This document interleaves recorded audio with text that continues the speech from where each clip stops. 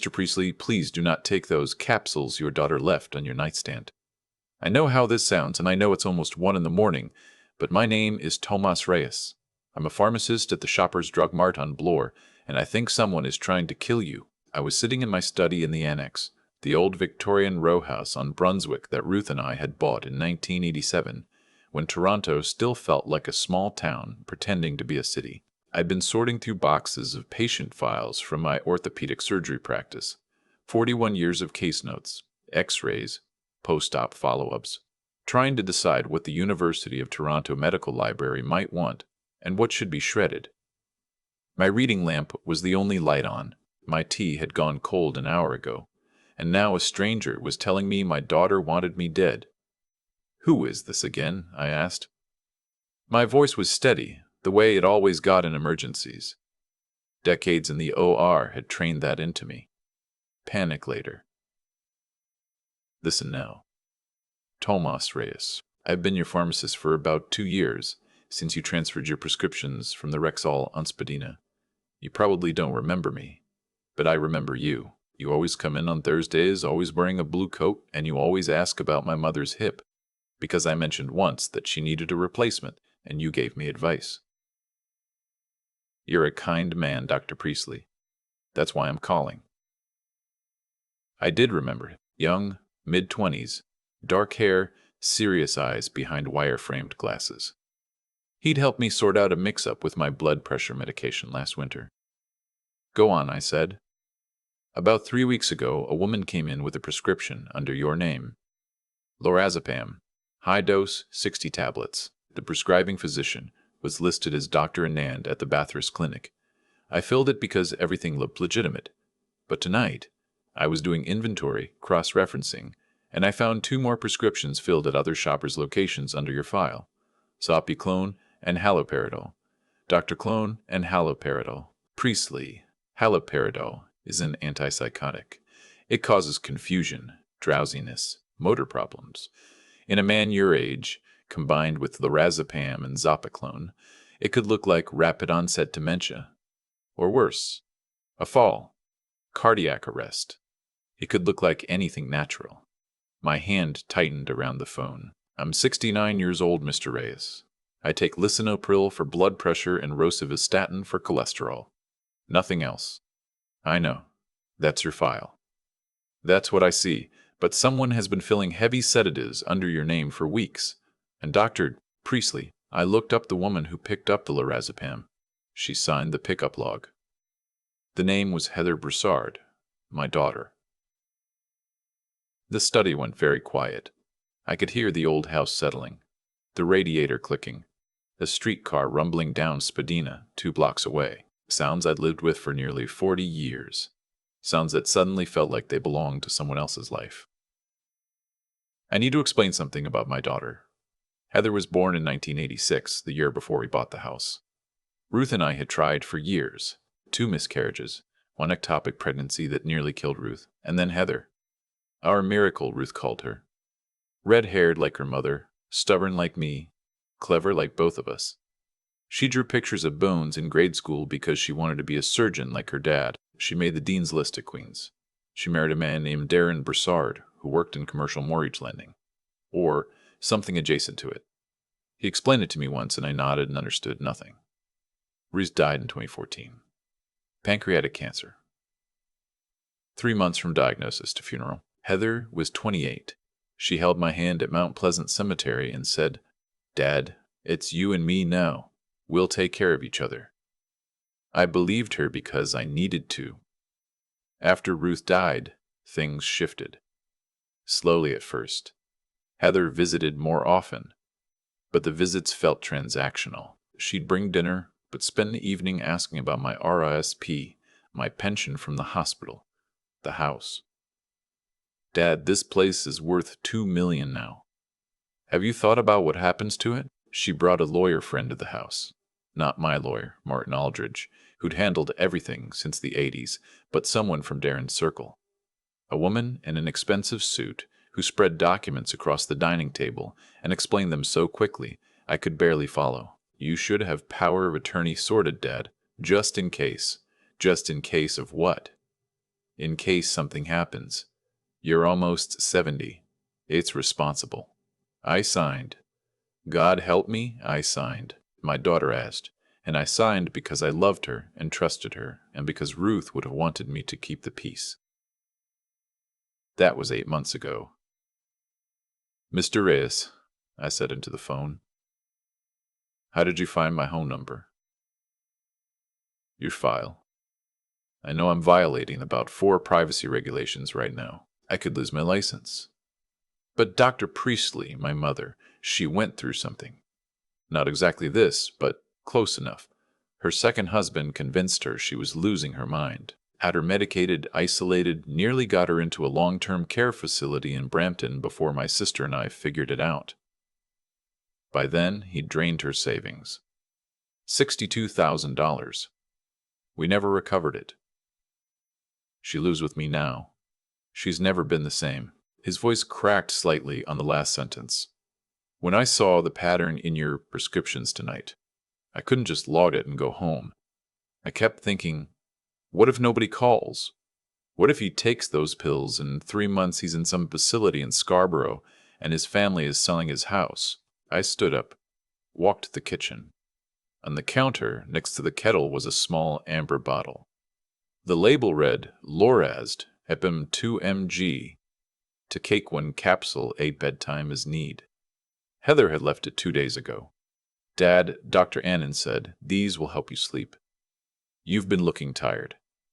I hadn't taken any, not because I suspected anything, but because I've never liked sedatives. A surgeon's habit. I never wanted anything dulling my reflexes, even in retirement. I picked up the bottle, held it to the light. Mr. Reyes, I'm looking at the lorazepam right now. My daughter brought it to me, told me my doctor prescribed it. Dr. Priestley, I called Dr. Annan's office after hours and left a message, but I also checked the College of Physicians registry. Dr. Annan retired 18 months ago. Whoever wrote those prescriptions used his old prescription pad number. It's forged. I set the bottle down carefully, as though it might shatter. What would you suggest I do, Mr. Reyes? Don't take anything she's given you. And Dr. Priestley, she booked a cottage. I saw a charge go through your credit card. I shouldn't have access to that. But your daughter linked your accounts to a joint visa last month. Did you know that? No. Muskoka. Lake Rousseau. A private cottage, very remote. You're supposed to go this weekend. The booking notes say accessible by boat only. I knew about the cottage trip. Heather had pitched it as a family getaway. Dad, you love Muskoka. You and Mom used to go every summer. Let Darren and me take you up. Fresh air, fishing, no phone reception. You need to decompress before the move. The move. She'd been pushing me toward a retirement residence in Oakville. A nice place, she said, close to them. I could sell the Brunswick house, $2.1 million, according to the assessment she'd had done without asking me, and live comfortably and out of the way. After I hung up with Tomas Reyes, I sat in the dark for a long time. The house creaked around me. Ruth's photograph watched from the mantel, the one from our trip to Peggy's Cove in 1992, her red hair whipping in the Atlantic wind, laughing at something I'd said. Heather had her mother's hair. Her mother's laughed too, once. I didn't sleep. Instead, I went through the papers Heather's lawyer friend had brought, read every line, every clause, the way I used to read surgical literature, carefully, skeptically, looking for what was hidden between the words. Found it in Section 4, subsection C, full financial power of attorney, effective immediately, irrevocable without mutual consent. I'd given Heather control of everything. My RRSPs, my LIRA, my non-registered accounts, the house title, all of it, $3.4 million, not counting the house. At 7 the next morning, I called Tomas back. He answered instantly. I need to see everything. Every prescription, every charge, every transaction you can find. Can you meet me? There's a Tim Hortons on DuPont near my apartment. I can be there in 20 minutes. He was already seated when I arrived. Laptop open, manila folder, thick with printouts, a double-double untouched beside him. He looked like he hadn't slept either. For the next 90 minutes, he walked me through it. 3 forged prescriptions, a joint Visa card I'd never authorized, with $47,000 in charges over 6 months, furniture, a BMW lease payment, restaurant bills, and a $12,000 charge to a numbered company in Barrie. My checking account had been bled steadily.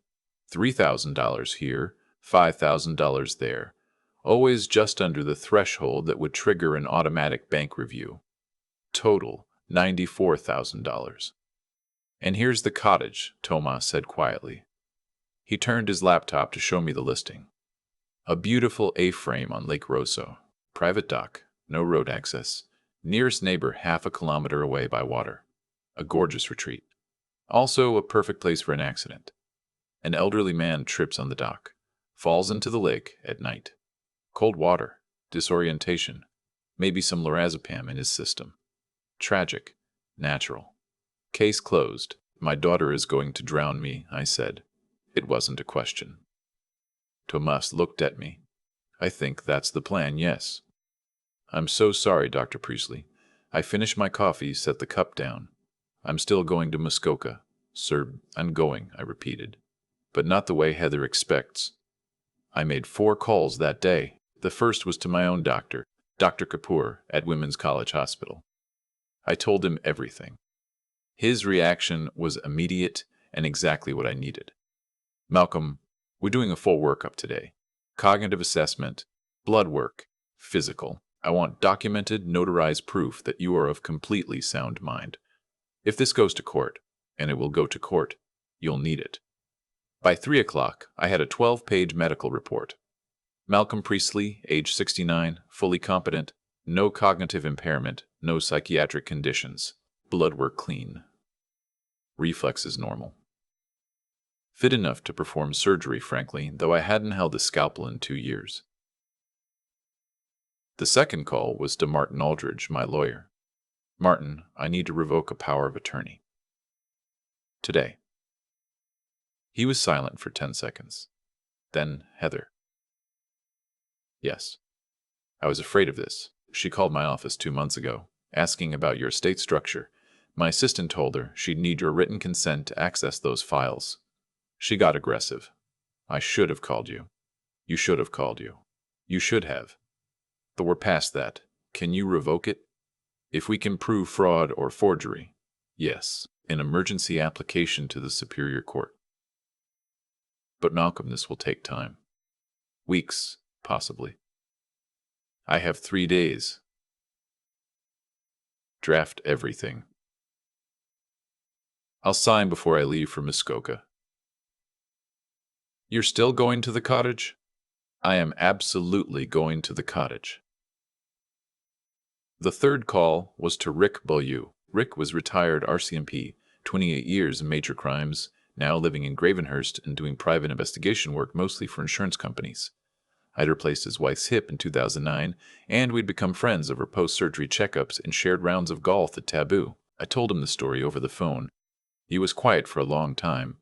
"Malcolm, I know a woman in Bracebridge, XOPP, runs a security consultancy.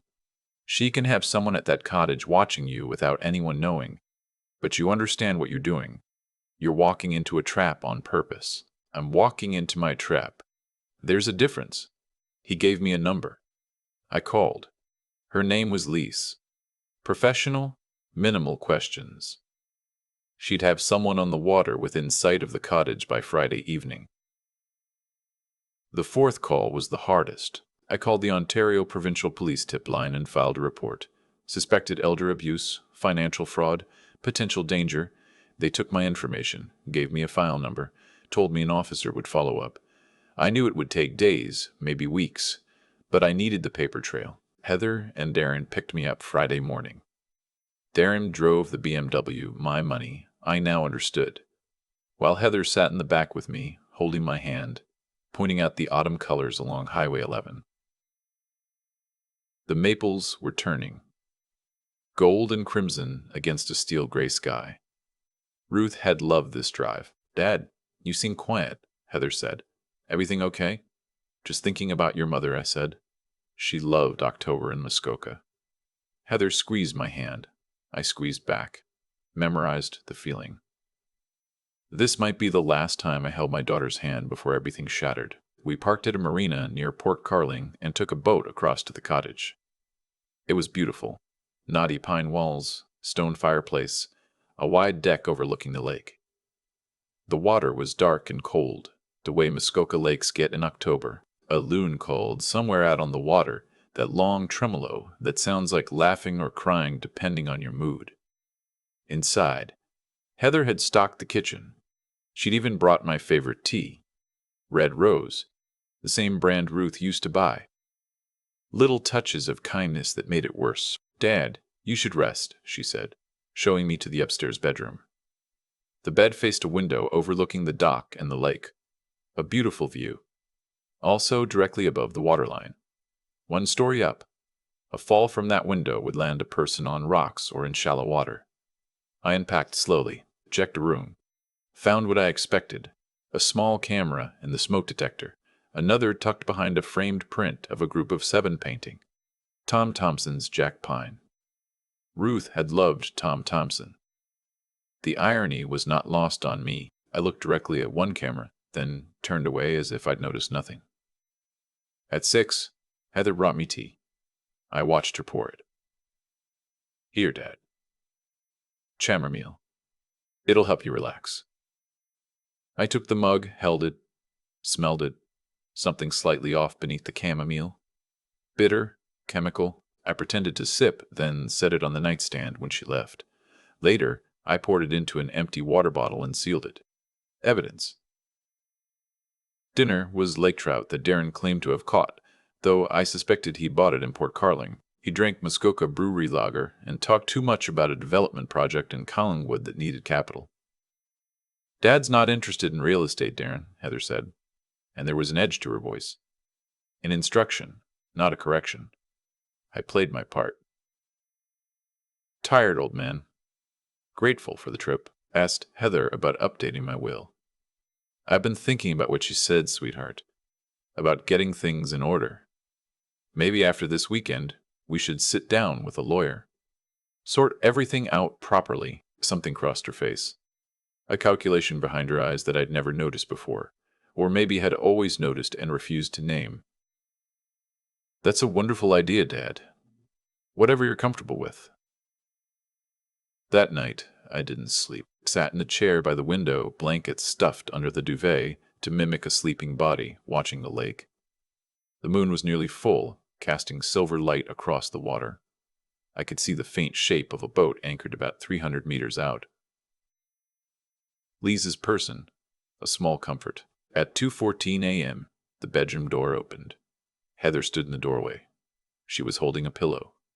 Not the decorative kind from the living room. A proper bed pillow, thick and firm.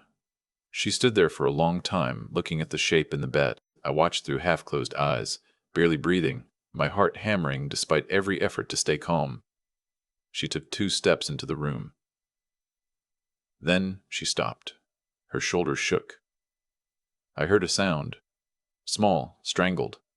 Like an animal caught in something. She was crying, silently, desperately, the pillow pressed against her chest. She stood like that for maybe a minute. Then she turned and left, pulling the door closed behind her. I sat in the dark and listened to my daughter crying in the hallway, and I thought about Ruth, and I thought about the little girl who used to crawl into our bed during thunderstorms. And I thought about how people become strangers to each other so gradually that you don't notice until it's too late.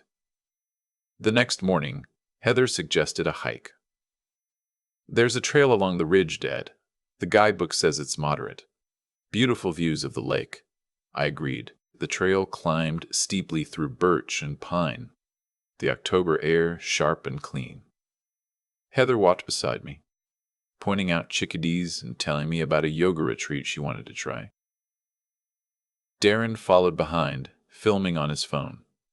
"For memories," he said. We reached the highest point, a granite outcrop overlooking Lake Rousseau.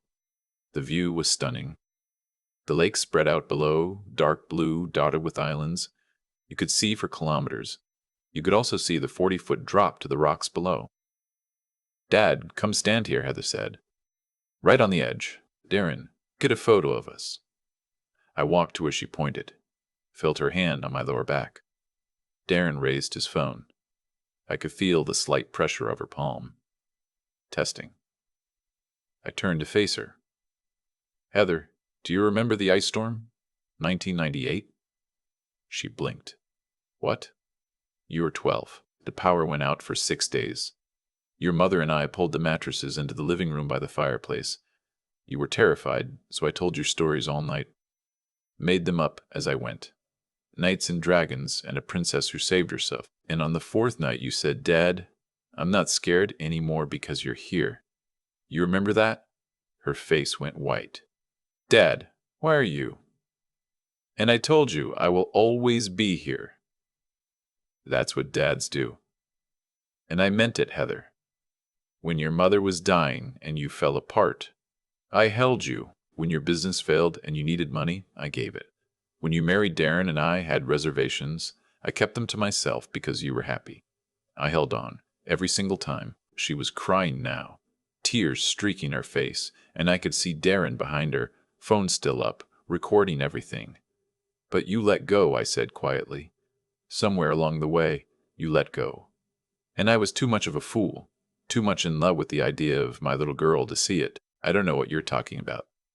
I pulled out my phone. Showed her the screenshots Thomas had compiled. Prescriptions. Bank statements. The numbered company in Barrie.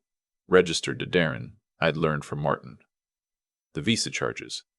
The $94,000. Thomas Reyes, I said, a pharmacist at the Shoppers on Bloor. A 26-year-old kid who noticed forged prescriptions and called a stranger at 1 a.m. because his mother went through something similar and nobody helped her. He saved my life. My own daughter was planning to end it, and a stranger saved it. She stumbled backward. Darren lowered his phone. It's not, Heather started. Don't, I said. I've read The Power of Attorney. I've had Dr. Kapoor document my full cognitive capacity. I've spoken with the OPP. Martin Aldridge is filing an emergency revocation on Monday morning. Darren spoke then, and his voice was ugly with desperation. You don't understand. We're under water. The Collingwood project collapsed. The bank is calling our loans. We owe $1.2 million. Your money was just sitting there. Just sitting there, I repeated. My pension. My savings. 41 years of operating on people's broken bodies so they could walk again. Just sitting there. We would have paid it back, Heather whispered. You were going to kill me, Heather. The prescriptions. The cottage. The window over the rocks. Last night at 2 a.m, you stood over my bed with a pillow. Her legs buckled. She sat down on the granite hard, like someone had cut her strings. Darren's face went gray. We weren't. The plan was just the money. The pills were just to make you confused so we could get guardianship. The cottage was what? A nice vacation?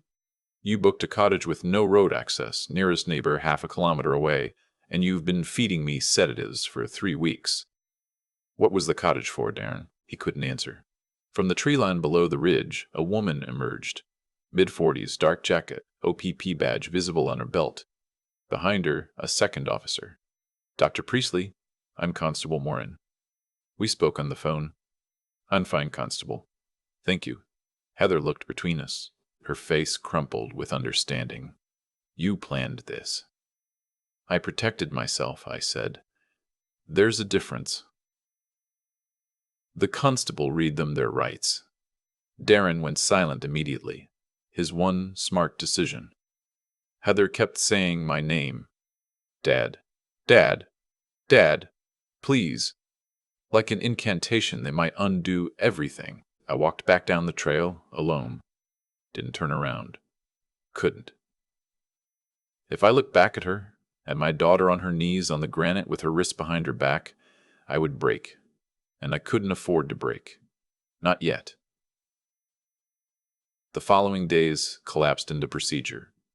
OPP interviews, statements to the Crown, Martin filing motions. Tomas Reyes drove up from Toronto with a binder of documentation, printouts, prescription records, pharmacy logs, everything organized with the meticulous care of someone who understood that evidence was the difference between justice and grief. He'd used his own gas money. Taken 2 days off work he couldn't spare. My lawyer had the power of attorney revoked within 72 hours on an emergency basis.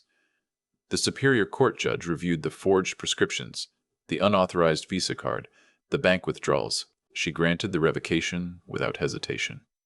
My accounts were frozen, audited, and restored. The $94,000 in fraudulent withdrawals was flagged for recovery. Heather and Darren were charged. Fraud over $5,000. Forgery. Uttering forged documents. Elder abuse under the criminal code, and after the OPP forensic team examined the cottage, the cameras, the doctored tea, the lorazepam found in Heather's suitcase, the text messages between her and Darren discussing the timeline, attempted murder was added. Bail was set at $250,000 each. I could have posted it. I didn't. The trial was 5 months later at the Bracebridge Courthouse. A small courtroom, pine-paneled, very Ontario.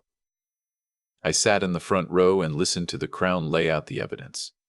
Heather's lawyer argued she was in financial distress, mentally fragile, manipulated by Darren. Darren's lawyer argued the reverse. Neither story survived to texts. The jury deliberated for 7 hours. Darren Broussard, guilty on all counts. Sentenced to 7 years at Collins Bay. Heather Priestley Broussard, guilty on all counts. Sentenced to 10 years, eligible for parole after 7. When they let her out, Heather looked at me. Her mouth formed the word daddy, but no sound came out. I looked at the judge's bench, at the Canadian flag on the wall, at anything else. Outside the courthouse, October again. A full year had passed. The maples along the street were the same gold and crimson as the day she'd driven me up Highway 11. Tomas Reyes was sitting on the courthouse steps, waiting. He'd driven up for the sentencing, taken another day off. Dr. Priestley, how are you doing? I sat down beside him. Honestly, Tomas, I have no idea. We sat in silence for a while. People came and went. Lawyers with briefcases, families with faces full of grief or relief or both.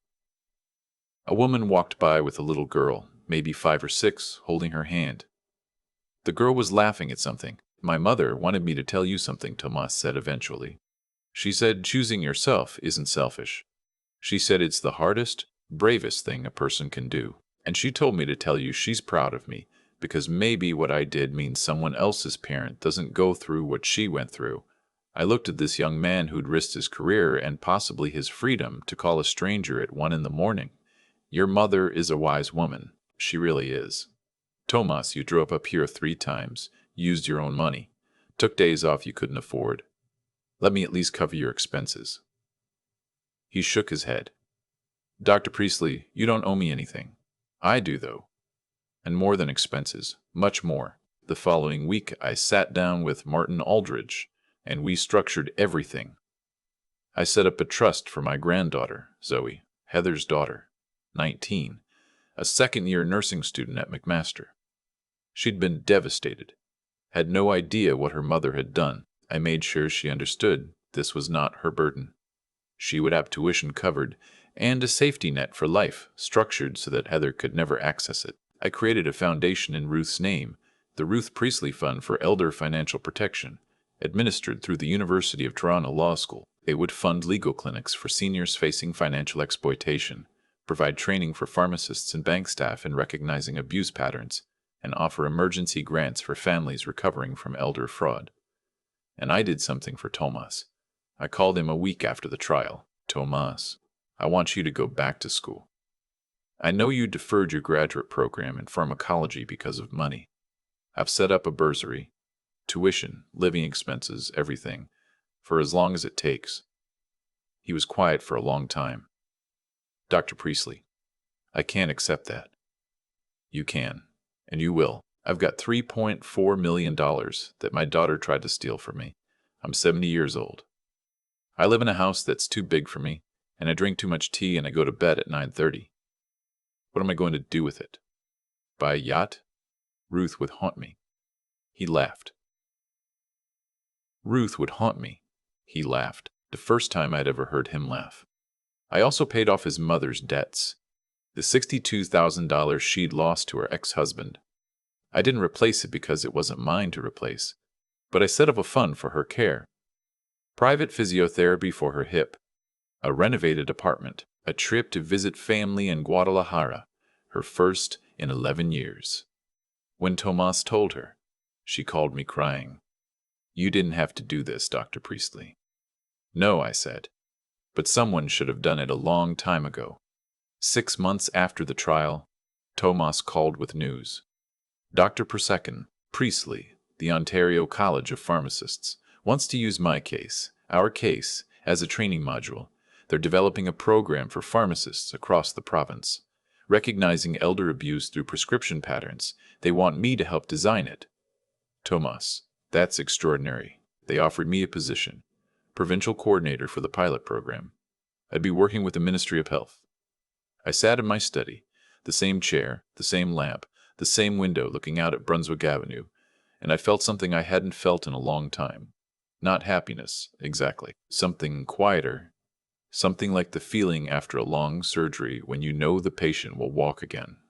Not celebration, but sufficiency. The sense that something broken has been set right. I'm 71 now, 2 years later. Sold the Brunswick house, not because Heather wanted me to, but because I was ready. Moved into a condo near High Park. Smaller, manageable, with a view of the lake that reminds me of Muskoka on good days, and nothing at all on bad ones. I volunteered at a legal aid clinic downtown, helping seniors review documents before they sign them. I tell them my story when they need to hear it. Some of them cry. Some of them get angry. Some of them go home and make phone calls they should have made years ago. Tomas visits every few weeks, brings his mother sometimes. She makes tamales and fusses over my blood pressure and calls me Señor Doctor in a tone that manages to be both respectful and teasing. She reminds me of Ruth, not in the specifics, but in the warmth. In the way she fills a room. Zoe calls on Sundays. She's in her final year at McMaster now, wants to specialize in geriatric care. She doesn't talk about her mother much. Neither do I, but she sends me photos of her clinical placements. Her in scrubs, smiling, surrounded by elderly patients who look at her with the kind of trust I used to see in my own patients. She has Ruth's eyes. I tell her that sometimes, and she smiles in a way that tells me she knows it's the highest compliment I can give. Heather will be eligible for parole in 5 more years. I don't know if I'll attend the hearing. Some weeks I think I will. Most weeks I know I won't. I wrote her a letter once, sat with it on my desk for 3 days, then put it in a drawer. It's still there. But I know this much. Family is not blood. It is not obligation or history or the accident of genetics. Family is who calls you at 1 a.m. because something in their gut tells them you need help. Family is who drives 3 hours on their day off to sit beside you on a courthouse step and say nothing. Because nothing is exactly what you need to hear. Family is a pharmacist's mother who sends tamales and calls you Señor Doctor, and who understands, without being told, that loneliness is not the same as being alone. Tomas Reyes is more family to me than the daughter I raised. And that is the saddest sentence I have ever spoken, and also the truest. Sometimes a stranger's conscience is the only thing standing between you and the worst night of your life, and sometimes the bravest thing you can do is answer the phone